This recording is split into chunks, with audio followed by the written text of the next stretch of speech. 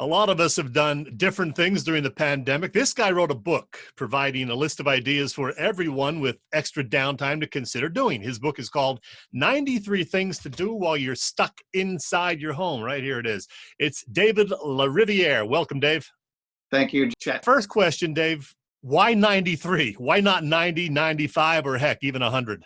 That's been asked to me a lot, obviously. 93 has absolutely no significance at all. It's just where the pen stopped or the computer stopped working. I ran out of ideas at 93. I couldn't get to, I wanted to get to 99, but I couldn't get there.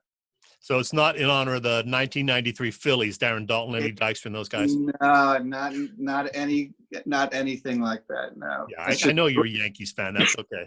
Yeah. Speaking of which, you are a sports fan, Dave. Full disclosure, You are a Yankees fan, as I said, but we're allowing you on this little Philly-centric show anyway. Well, I'm allowing you to have Joe Girardi as your manager. So. There you go. I like that. Is it true that this book idea, by the way, started because you were missing baseball and other live sports? It started the moment that, I think the tabloid headline was the day the sports ended, was in the Post, the day the sports world came to an end. It was that March 11th, that Wednesday, when the NCAA basketball was ending, or they were playing the ACC tournament. I was watching that, and then the next day, sports essentially ended. I think the players played a round of golf. They had played a half of the St. John's Creighton game. Rutgers was warming up, and it came to a halt, and nothing happened after that. And that's when it came to my head. I said, "Geez, the sports. We're not going to have any sports." And now, this is 6 weeks later, and I still don't believe it. I know you're watching these reruns of games.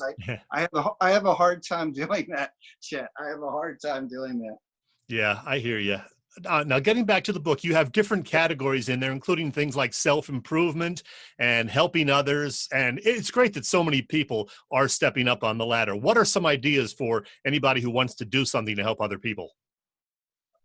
Well, the first two, I think are the benchmark, which are, do something nice for a healthcare worker. I think everybody knows somebody that's involved in healthcare, either a family member or a neighbor or a friend, and they're just going through so much right now, putting their lives on the line. And anything you can do, a kind word, a bouquet of flowers, a care package, or just a kind word, I think would be great for them.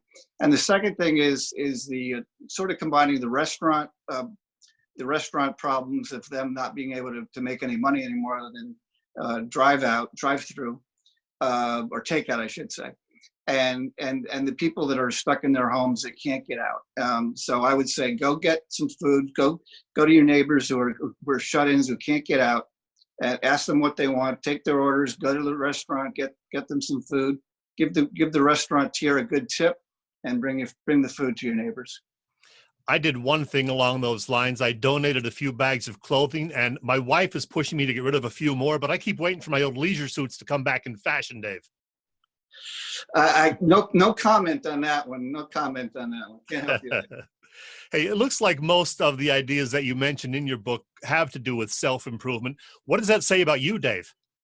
It means I need a lot of self-improvement.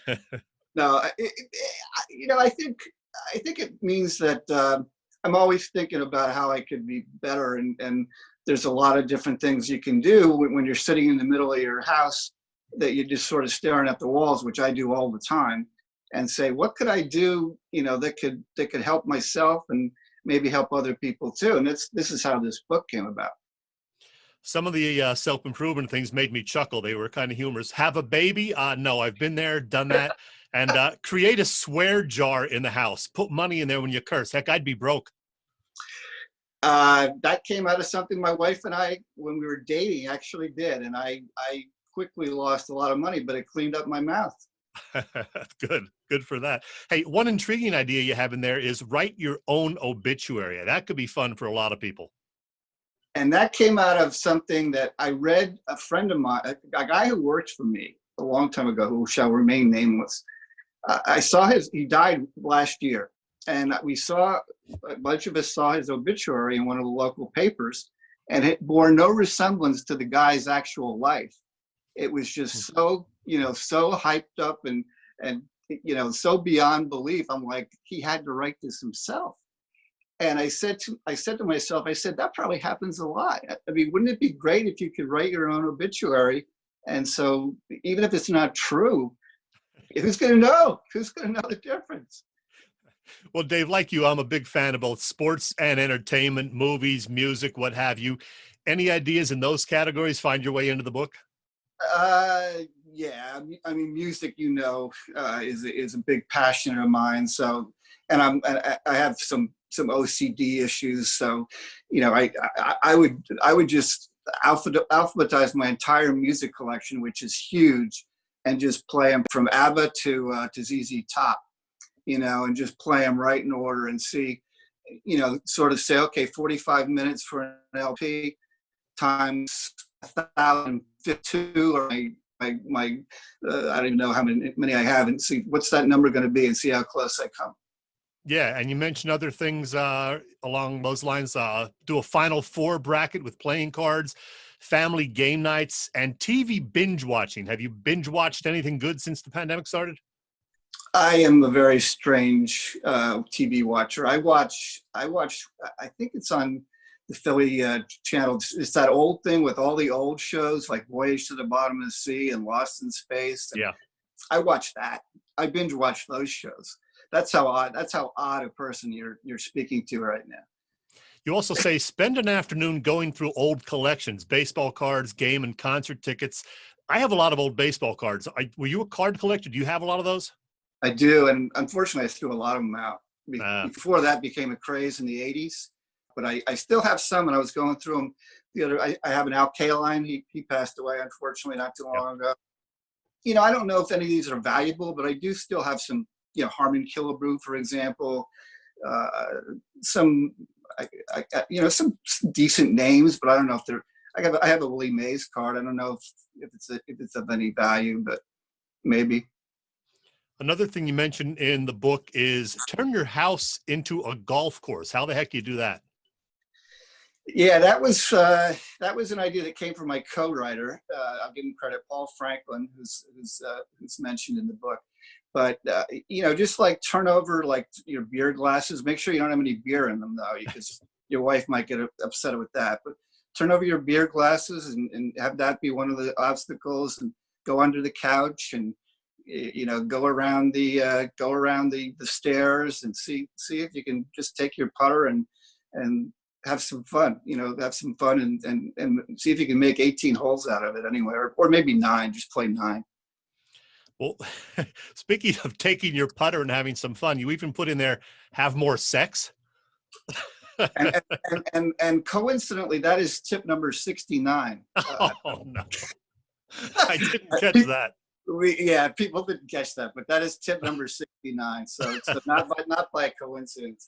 Yeah, I'm sure. Yeah, I joked with my wife. I said either we're going to do that one, or we're going to be talking to our divorce lawyer at the end of this, because it's going to go one way or the other. I think either people get closer, or they're going to drive each other crazy.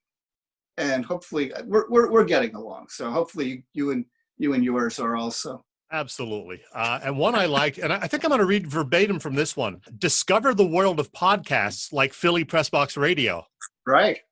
That is word for word. I don't listen to a lot of podcasts. And so, but, it's something that I should really do, and I think people should do, because I think there's a lot of information. I'm an NPR fan. I like NPR. And there's just so much information. I mean, we get stuck watching the cable news, which is so repetitive with the same hosts and the same storylines. Branch out a little. I did add those last 4 words, of course, like Philly Press Box Radio. You knew that. But hey, one of the ideas that you mentioned that I jumped right on was broaden your alcohol taste. Since the pandemic started, I've been sampling various new beers, having a good time with that. A few different wines too. My wife found some blackberry wine, which I didn't think would be good, but it's actually great. So yeah, I saw pictures of your stash on your Facebook page. I think it was your weekend, and it was like my year, I think. I do like to sample different beers. What can I tell you? Again, the book is called 93 Things to Do While Stuck Inside Your Home. Any other good tips we should be sure to get out there, Dave?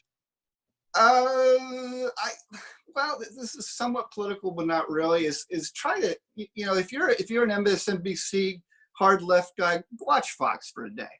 What's it going to kill you?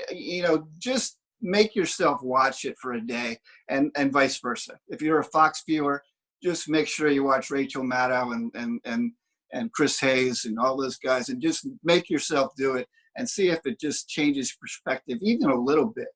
This has been a lot of fun.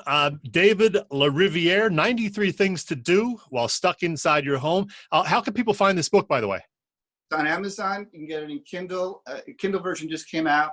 Kindle and paperback on Amazon right now, and soon to be wider distributed. I'm talking to other publishers that I'm trying to get them to get some more wider distribution for it. All right. Best of luck with that. And thanks for visiting Philly Press Box Radio, Dave. Thanks for having me.